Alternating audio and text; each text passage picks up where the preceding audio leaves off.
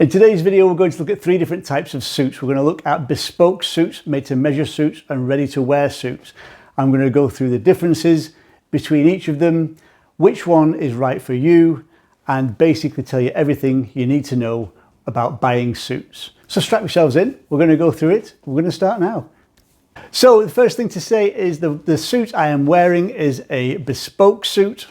This one is made to measure and this one is ready to wear. So what's the difference? They all look very similar. A bespoke suit is quite simply one that is made from scratch. It is not made to an existing pattern.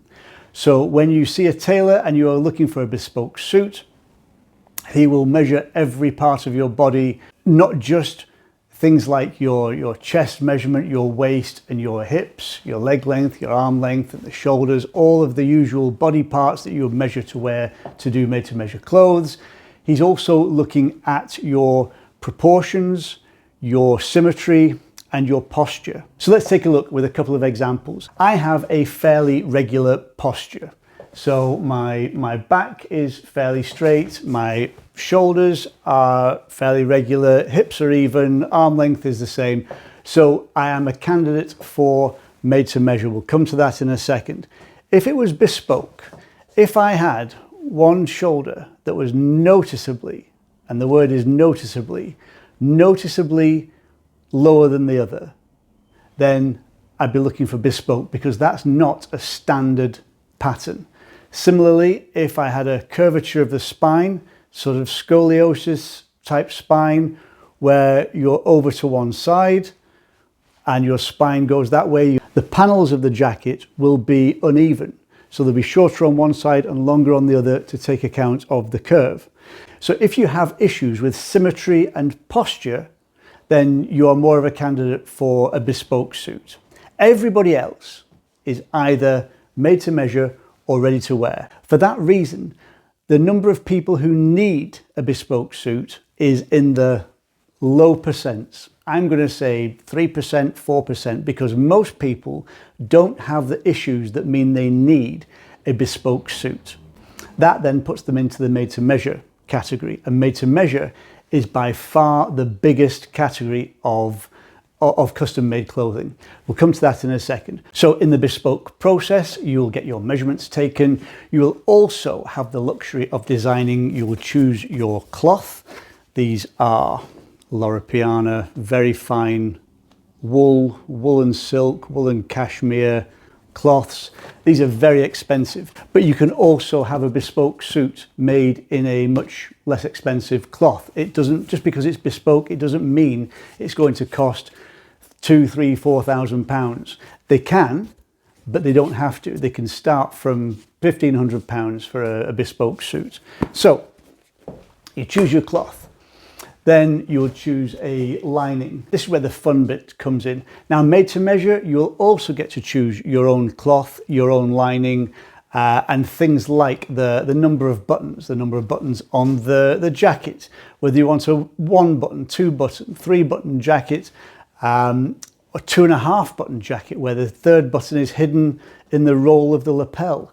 If you want a buttonhole in a contrasting colour, you can choose that. You can choose whether you want the buttons on the cuff to be working, to actually unfasten and fasten. So you get to decide every aspect of the suit when you go bespoke or made to measure. But because bespoke is made measurement by measurement and panel by panel, it is a much longer and more expensive process. That's why I only suggest bespoke suits for people who actually need them. So again, the bespoke process starts with your measurements. Then we produce what's called a toile. This is a toile. It's a mock-up of your suit in a cheap cotton. It's unlined, it's unfinished, the pockets don't work, but it gives us a very good idea of the fit and the shape of the suit and how it's going to sit on you. We then make alterations to your pattern based on the toile.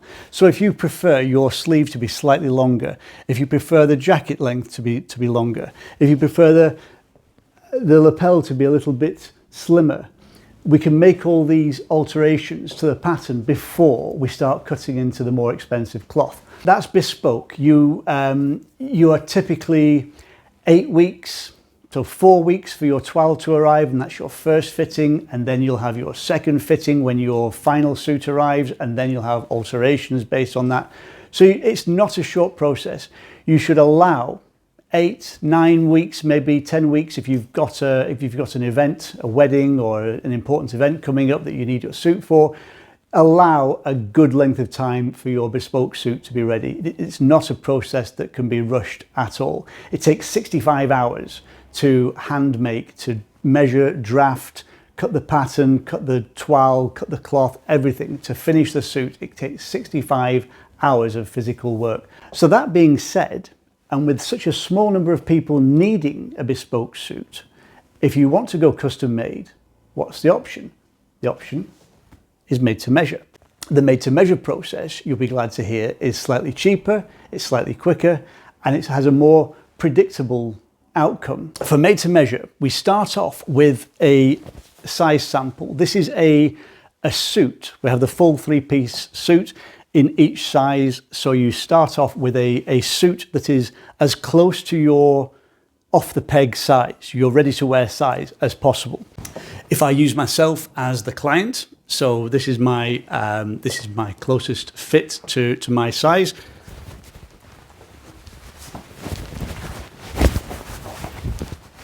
I'll try it on. So with a garment like this, a try-on sample, you get to ask the client lots of important questions like, what's your overall opinion? Is that what you would expect for a jacket? Because a lot of it is about personal preference.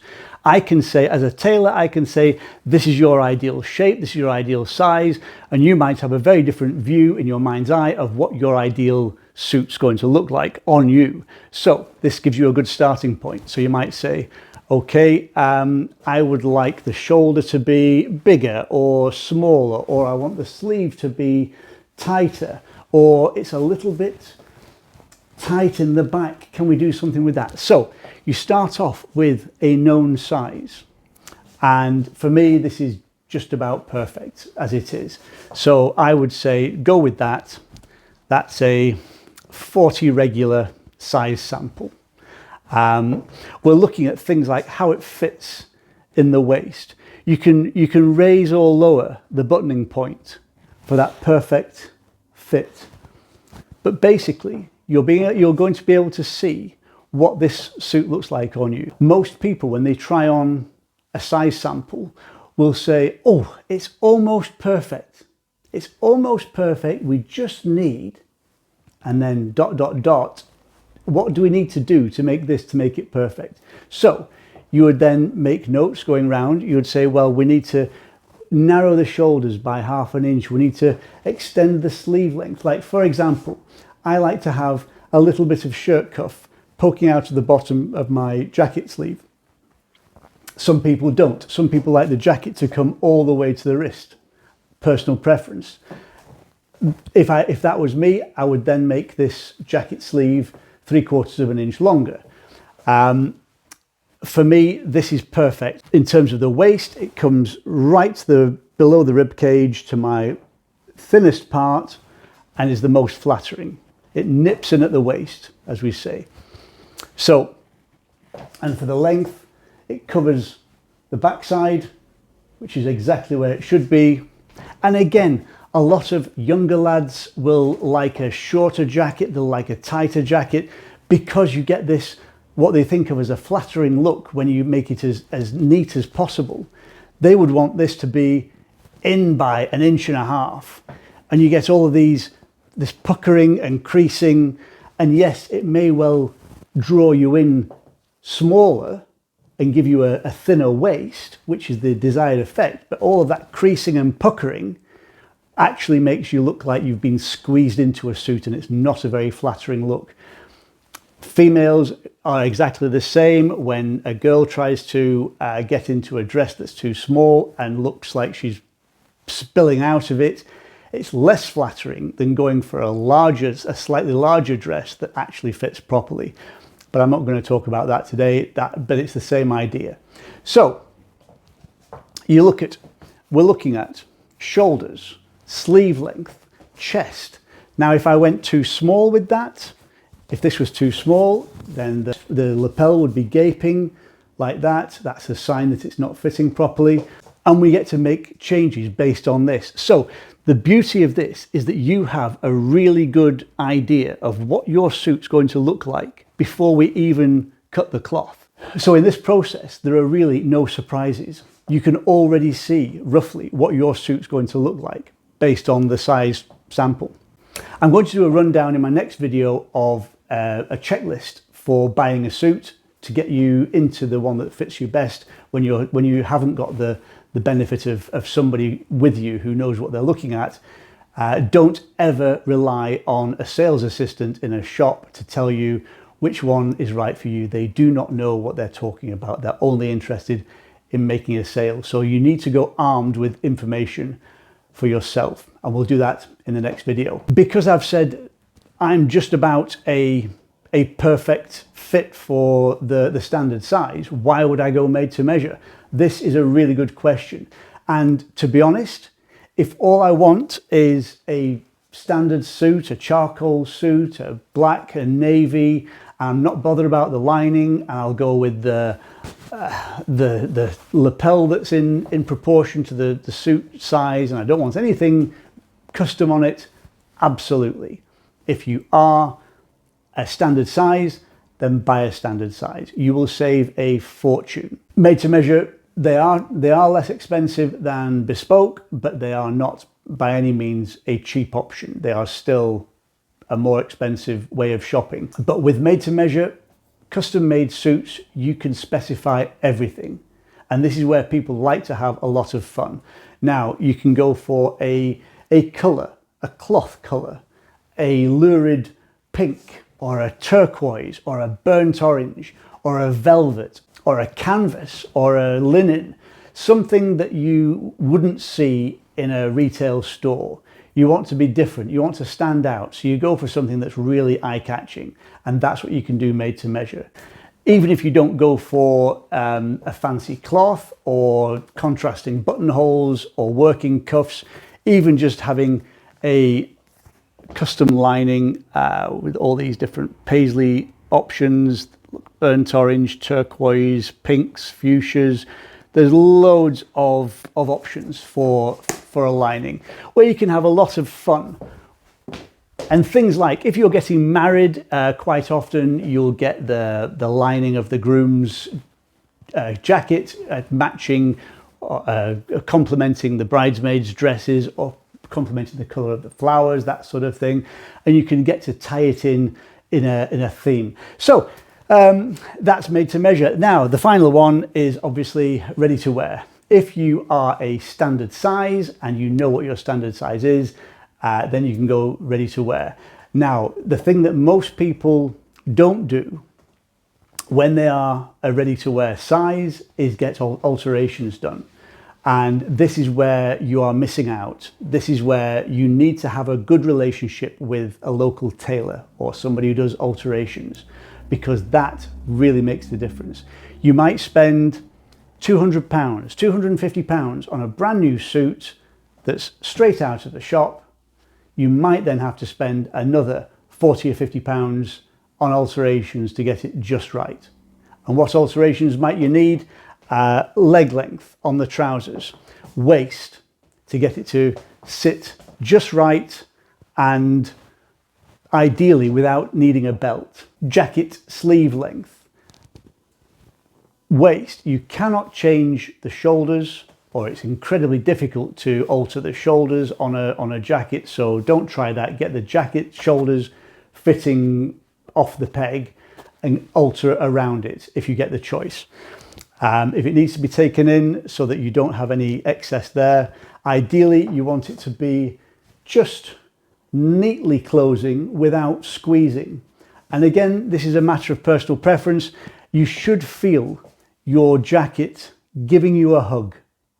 If you feel it too big And I'll give you an example. Now this one is one size bigger. This one is a 42. Now you might look at this and say, well, that fits you perfectly. And to some degree, it does. It's okay in the shoulders. My shoulder ends there and the jacket's there. That's fine. The sleeve length is fine. It's a little bit longer than I would like, but it's okay. It doesn't drown the hand. The length is, again, it's okay, it's fine, but where it lets itself down, for me, is in the body. Now, I've actually lost a button on this one. However, if I stand to the side and show you just how much excess there is there, that's where this jacket is too big. It fits well in the lapels, it sits nicely on the chest. However, it's too big in the chest and it's too big in the waist. So that's why I would always go the size lower. Some people prefer this fit. They like a roomier jacket because they don't like it to squeeze them. They like it to be more comfortable than stylish, and that's absolutely fine. That's a personal preference.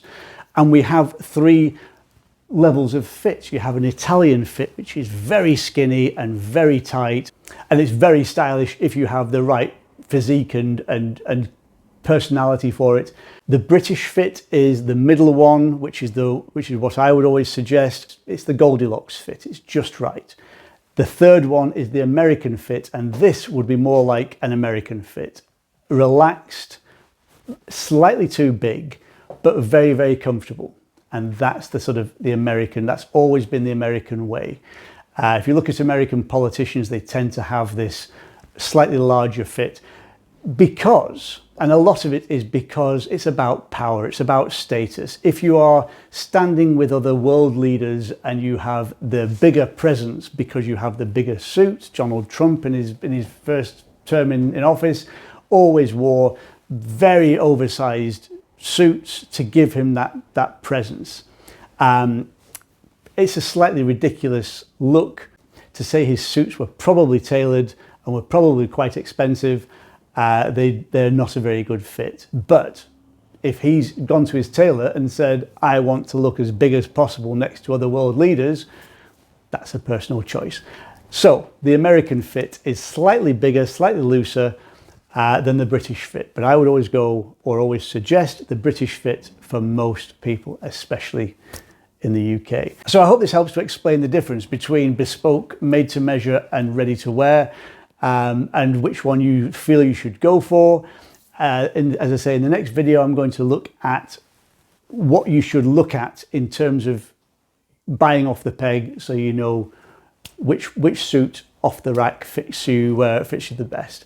So if you like this sort of content, please follow along, subscribe and check the bell for notifications. And until next time, take care. I'll see you very soon.